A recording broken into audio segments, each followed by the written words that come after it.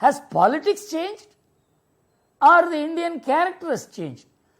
So post-independence, things became worse when Jawaharlal Nehru said that there is no communalism in India, it is only Hindu communalism.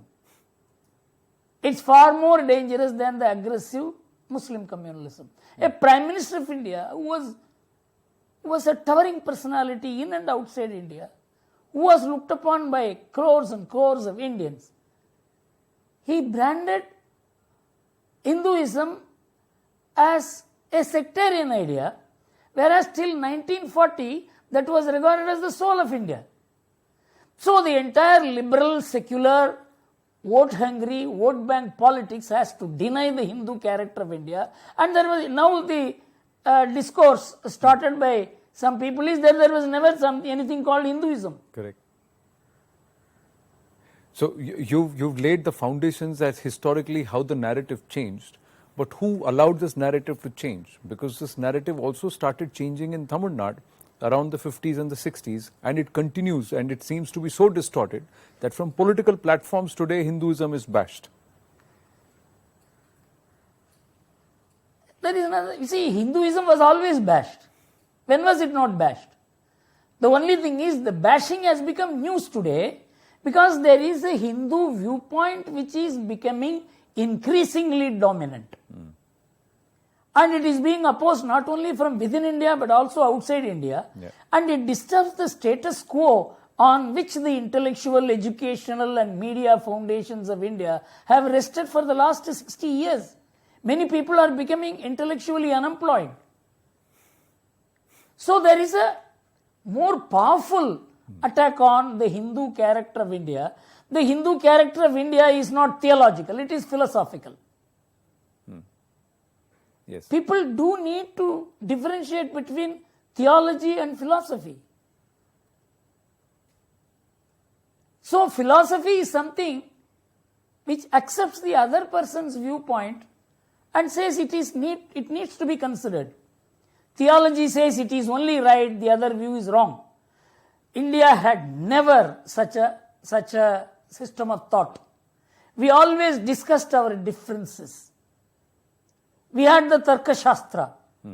We had what is known as the Purva Paksha. Yes. The only thing is, before we criticize the other person's viewpoint, we must study the other person's viewpoint and criticize it.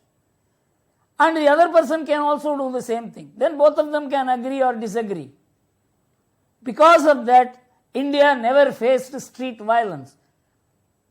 If you want evidence for it, you look to Professor R.J. Ramal's 30-year research. He was Hawaii University professor. He built a huge website called Power Kills, in which he brought together all the mass killings that have taken place all over the world, in which he said till the 13th century there was no mass killing in India, whereas in the rest of the world for 2,500 years, the total mass killings ranged between 680 million to 1.2 billion. Why was such a killing not taking place in India? Because we had a philosophical attitude to others' viewpoint. There may have been exceptions here and there, but there was no general rule of regarding the other viewpoint as wrong. In that sense today, the most intolerant ideology is of the liberals. You know one thing? Because of my tikka, it is sufficient for the liberals to call me communal, narrow-minded, bigot. This is one thing is sufficient. No quality is needed because it is the dress, it is the language, it is the company, it is what you hold in your hand, whether it is some fruit juice or whiskey, that decides the discourse today. But if that is the case, Mr. Gurumurthy sir, then if you are liberal, then they should be open to you wearing a tikka. Why should they cancel you out? Why should there be concerted effort to dismantle global Hindutva? Sir, they are not liberal. They have an agenda. They have a target. They have an enemy. They have to deny all traditions of India. Otherwise, they are not liberal. Anyone who follows the tradition of India is not liberal. And we have to carry on this debate because the people of India are different. It is the liberals who are being promoted by the establishment. The establishment consisted of course, the government and all the institutions that were being funded by the government and from outside India, and also the media. You know, when we founded the Vivekananda International Foundation in Delhi, you must have heard about it. Yes, of course. Mr. Rajiv Doval was the person who built it. He laid the intellectual foundation for it. You know, the first thing that we put in the trust deed is that we will not accept any foreign donation. You know, that is how a nation ceases to think for itself. Correct. So there is no India-centric think tank in India. So we wanted to institute an India-centric think tank. When? 60 years after India's freedom. So you can understand the extent to which India had been impoverished of its own alignment with its soul. Yeah. So we have to face it. I am not worried about these liberals and these ultra-seculars and these great people who say we need to have a world view. No American has a world view. He has only an American view. Maybe it is some European countries which have lost their way and have begun thinking of some European way. Every country thinks for itself, and on that basis it has a world view. Correct. Only in India, the liberals have a world view which has nothing to do with the Indian view. So how do we get this Indian view, Gurumurthy sir? Especially at a time where in Tamil Nadu there is resistance to a Rashtra Bhasha or a link language in Hindi. In Karnataka there is this entire language. You just don't want to be connected, you want to be divided. Things. You see, I have no, because I have been in Tamil Nadu, I have faced the worst period in Tamil Nadu in 1960s and 70s. Yes. The entire Hindu pantheon of gods have been belittled and almost driven away from Tamil Nadu. There used to be hardly 100 people in temples. I have seen that. I have been part of it. Polity and society were completely anti-Hindu. Today, the society has completely changed. You see, India is probably the most Hinduized state in this country. Politics has remained the same because there is no political initiative to align a changed society with the new politics that has to emerge. So it is the inadequacy of politics to align itself with the state, and that is why when DMK ministers are talking against Hinduism, their wives, their mothers, their sisters, their children are all going to temple. They are participating in yajnas openly. So Tamil Nadu has changed. In fact, Tamil Nadu is not the same as it was in 1950s, 60s, 70s. It's over. In fact, the Dravidian ideology is on its last leg. I mean, as a person who has been viewing politics and have played political games at the highest level in India and in Tamil Nadu, I can assure you, Tamil Nadu is, the Dravidian ideology is like a pack of cards. Yeah. It is sustaining itself only on lung power. So you're saying its days are numbered. So who's going to fill that void, and what is the alternative that's going to come? Completely. You see, I am in politics, what alternative, even they may change. For example, no Dravidian party is Dravidian party today. Correct. Except the name, except the label. Like the Congress. The Congress is no more the Congress of the pre-independence days. It's a label. So the qualitative change can come from within the Dravidian parties. As it shows, the ADMK is a qualitative change within the Dravidian movement, which accepted gods, not only gods, but Hindu gods, Hindu worship. Yeah. So a qualitative change came from within. But that does not mean that it will be an honest politics or it will be a clean government. That's a different thing. That's far, far away.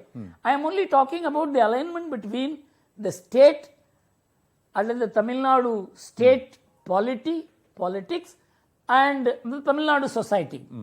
So my understanding is the society has gone and changed far, far, far ahead, and the politicians are running to catch it.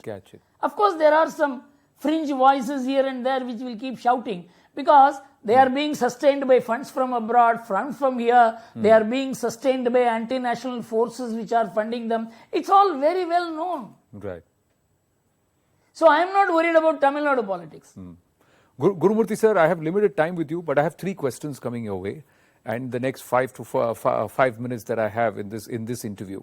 My first question is, should the government work actively to free Hindu temples?